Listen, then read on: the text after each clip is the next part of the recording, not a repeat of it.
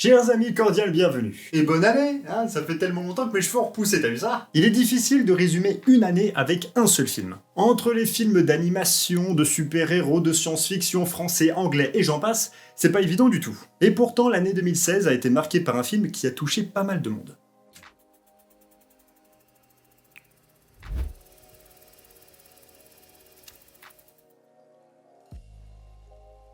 Si on fait rapidement un récap, en 2016, on a eu comme super-héros Deadpool, Suicide Squad ou encore Doctor Strange. Dans les films d'animation, il y a eu Zootopie, Vaiana, la légende du bout du monde ou encore le magnifique Your Name. Il y avait aussi Sausage Party, mais bizarrement, il veut pas en parler de celui-là. Dans le côté science-fiction, il y a eu Les Animaux Fantastiques, Le Livre de la Jungle ou encore Rogue One qui, le temps d'un seul film, m'a redonné espoir sur le fait que Disney pouvait faire de très belles choses avec Star Wars après ma déception du 7ème film. Il y a eu un 7ème film ?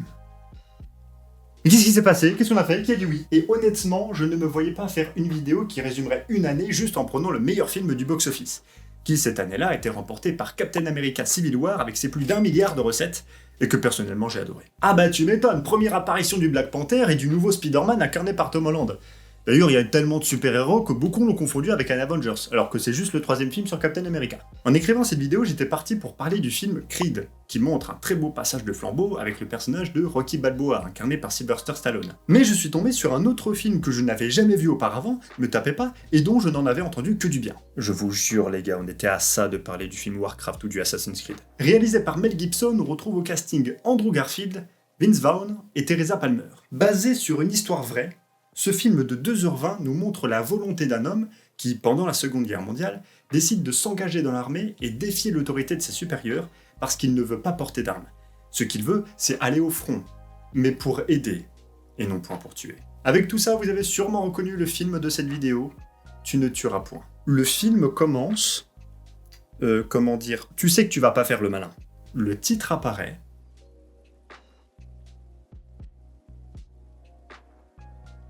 Une histoire vraie. Et première image du film.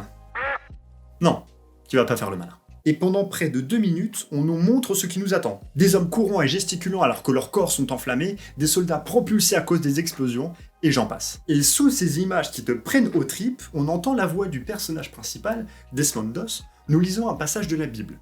Plus précisément, le livre d'Isaïe, chapitre 40, versets 28 à 31. Petite parenthèse.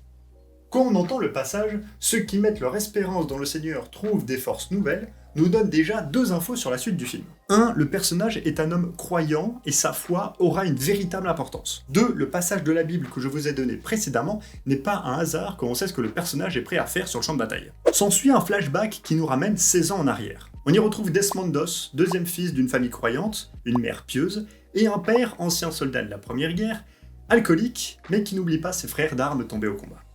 C'est comme si j'étais mort avec vous. Eh mais c'est Elrond dans le Seigneur des Anneaux, lui. Niveau ambiance familiale... Bon bah quand tu vois que le père laisse ses enfants se battre et nous lâche, au lieu de frapper les deux... J'aurais qu'à fouetter le vainqueur. C'est pas foufou. Ah et au passage c'est Desmond qui gagne. Comment? Eh bien en lui explosant la tête avec une brique. Ne vous inquiétez pas, son frère survit. Ah, les bagarres entre frères. La nostalgie. Au moment de se faire corriger par son père, la caméra nous montre l'un des 10 commandements qu'a reçu Moïse dans la Bible, et qui est... Oh bah quel hasard, c'est le même titre du film, dis donc. Ce commandement religieux, plus la phrase de sa mère... Tuer son prochain est le pire de tous les péchés. Tu ressens encore plus l'importance de la phrase. Quand tu regardes les 9 autres commandements, elle a peut-être pas tort là, madame. Je vous avais dit précédemment que Desmond veut sauver des gens. Et bah ça arrive très vite, à peu près vers la 10e minute du film. Nous sommes 15 ans plus tard, et alors que Desmond nettoie le vitrail d'une église, un homme se retrouve bloqué sous une voiture qu'il est en train de réparer. Desmond accourt et parvint à surélever la voiture grâce à une brique. Quand on aperçoit ce détail avec la brique, ce qui blessait dans le passé est maintenant utilisé pour sauver, on arrive rapidement à distinguer vers où le film veut nous emmener. T'imagines si c'était un chaotique mauvais dans Donjons et Dragons?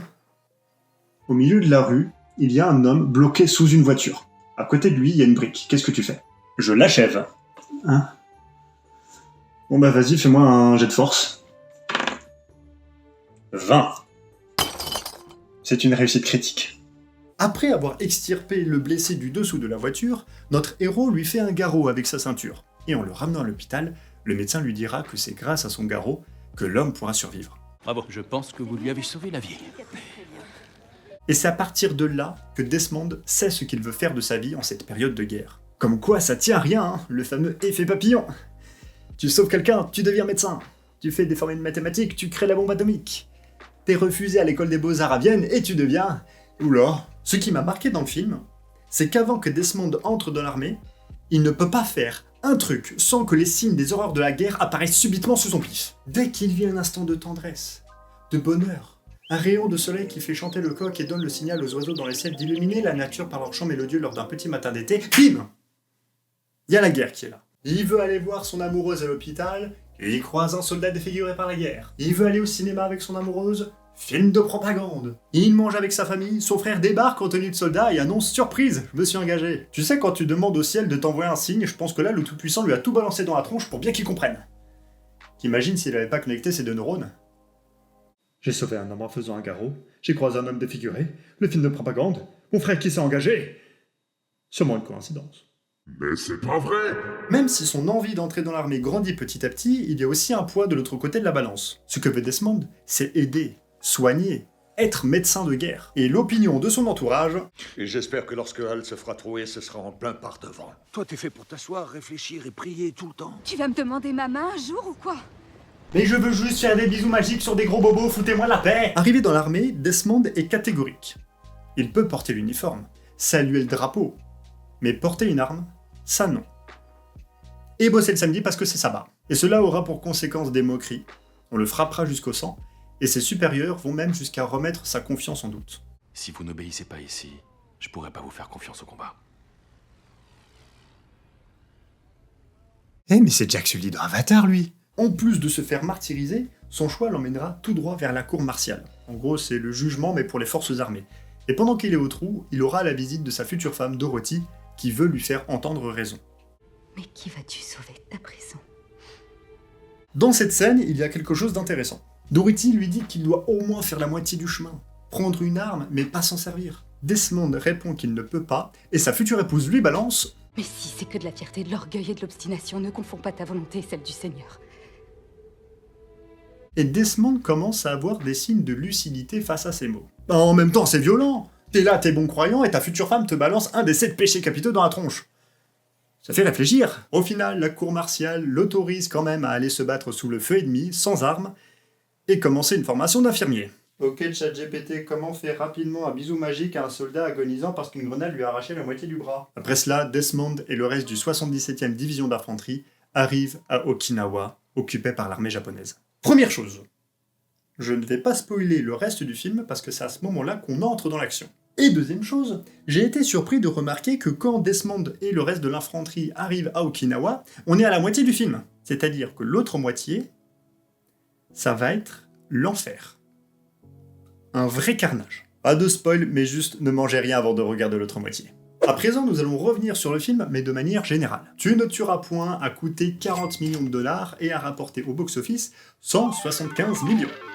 C'est à peu près 4 fois plus. L'accueil critique fut plutôt positif, que ce soit aux États-Unis ou en France. Dans les anecdotes, Bill Mechanic, un producteur américain, dira qu'il a envoyé au moins 3 fois le scénario à Mel Gibson. Et il dira « J'ai envoyé le scénario de Tu ne tueras point à Mel en 2002, puis en 2010, et enfin en 2014. Ses agents l'avaient lu, mais jusqu'à ce que je lui fasse parvenir pour la 3e fois, il avait préféré se concentrer sur ses propres projets. En 2014 cependant, il l'a lu d'une traite, et dès le lendemain matin, il acceptait de prendre les rênes du film. Alors, dans le cinéma, une page de scénario équivaut à peu près à 1 minute dans le film. Si on convertit 2h20 en minutes, ça nous donne 140 minutes, ce qui voudrait dire que Mel Gibson a lu 140 pages d'une traite. Faut être motivé. En même temps, c'est Mel Gibson, c'est pas n'importe qui non plus. Pour les récompenses, on peut compter un Oscar en 2017 pour meilleur mixage son et meilleur montage, et en tant que monteur, je suis tellement content pour John Gilbert. Le festival du film d'Hollywood a récompensé Mel Gibson dans la catégorie réalisateur, et un British Academy Film Award en 2017 pour meilleur montage. La doublette. Desmond Doss a réellement existé. Desmond était un objecteur de conscience, c'est-à-dire une personne qui refuse de faire son service militaire ou aller à la guerre parce que ça irait à l'encontre de ses croyances personnelles. Et bah, croyez-le ou non, c'est le premier objecteur de conscience à obtenir la médaille d'honneur, qui est la plus haute distinction pour courage sur le champ de bataille. Au départ, Desmond Doss ne voulait pas que sa vie soit adaptée en film. Mais il finira par accepter. Bill Mechanic dira « Il ne voulait pas se mettre en avant, car cela allait à l'encontre de ses valeurs.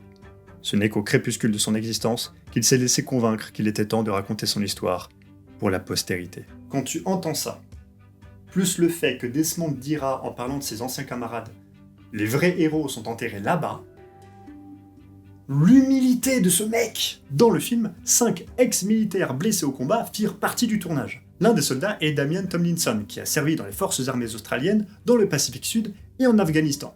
Mais c'est en Afghanistan, en 2009, qu'il perdit ses jambes lors d'une explosion. Et bah dans le film, il revit son traumatisme parce que son personnage perd ses jambes également. On peut dire qu'il a donné de sa personne 2 fois. Peut-être pas sûr de celle-là. Ma réplique préférée, c'est quand Dorothy rend visite à Desmond en prison. Et elle lui dit une phrase que je rêve d'entendre au moins une fois dans ma vie. Elle ne m'était pas destinée, mais l'homme amoureux que je suis fut comblé. Je suis tombée amoureuse. Parce que tu étais différent de tous les autres. Et tu ne voulais pas leur ressembler.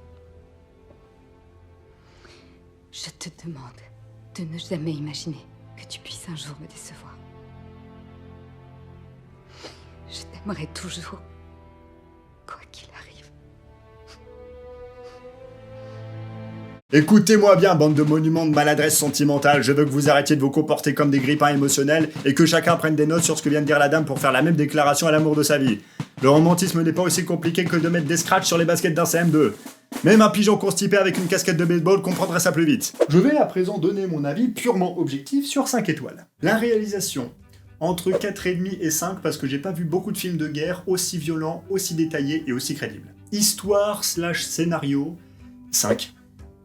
C'est la vraie vie du mec, il a mis 75 blessés à l'abri alors que la mort pouvait le rattraper à n'importe quel moment. Acting, 4,5. Ça joue très bien, et j'ai pas remarqué un seul figurant qui gâchait l'ambiance. L'ambiance, justement, 4,5. C'est crédible. Musique, 4. C'est merveilleux, mais je regrette qu'il n'y en ait pas une qui m'ait vraiment marqué. Montage, 4,5. Un Oscar et un British Academy, c'est pas rien. Cependant, j'aurais bien aimé une petite transition un peu badass et ça aurait été parfait. Conclusion. Voici un tableau avec comme catégorie à revoir. Si on me le propose d'ici une semaine, je ne dirai pas non. Film popcorn, le revoir une deuxième fois, pourquoi pas, mais d'ici 1 ou 2 ans. Et enfin, perte de temps, je vais être remboursé de mon temps perdu. Eh bien, je le mettrai dans à revoir avec grand plaisir. J'ai passé un très bon moment, je le conseille fortement, donc n'hésitez pas. Sauf pour les moins de 12 ans. Dites-moi en commentaire si vous l'avez déjà vu ou si ça vous a donné envie de le voir. D'ici là, on se retrouve très vite. Salut.